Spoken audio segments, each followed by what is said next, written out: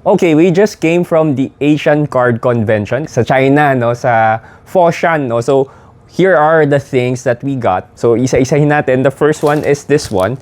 This is from Manticore. The idea here is like a mystery pack of cards. So parang trading card yung dating niya. So we have 1, 2, 3, 4, 5 packs, no. So isa-isahin natin to.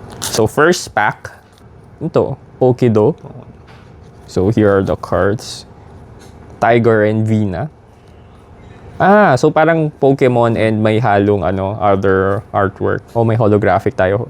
Edo Huang is a designer in playing cards, no? Bukas pa tayo ng isa pa. Yan.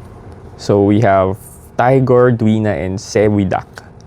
Tiger and Ensep. Tapos meron kasamang holographic card. Ito, di ba yung sa Pokemon, di ba, kamukha.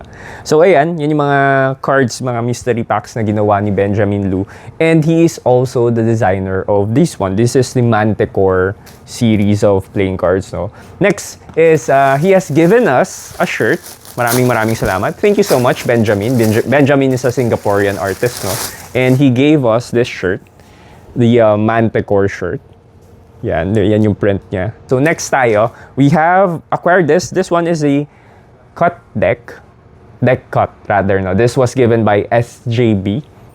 He's a collector from China. Tapos ginagawa niya handmade. So ginagawa niya, isa-isa niyang kinakat yung details niya, no. 'Di ba? So it takes a lot of time and skill to come up with this. Maraming salamat, SJB. Thank you, SJB, kasi Chinese siya, no? So hopefully he would understand our language, no? Anyway, next is we have this from Blue Moon. We're going to make a separate video on this para pakita namin yung details ng deck na to sa inyo. Okay? Next is this one from Bicycle China, the distributor in China, no? Si Mr. Pen, I was able to meet him and be able to get his insights.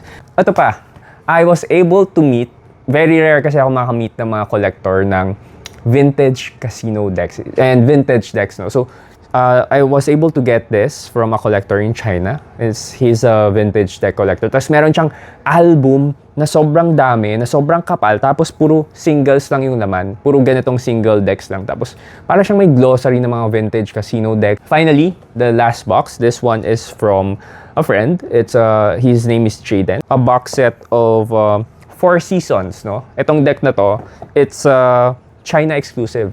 So you have 4 seasons here. It's a China exclusive. It comes with a collector box. So marami akong i-unbox mga video sa inyo para makita nyo yung mga contents ng mga cards na to. So maraming salamat sa panonood at yun lang.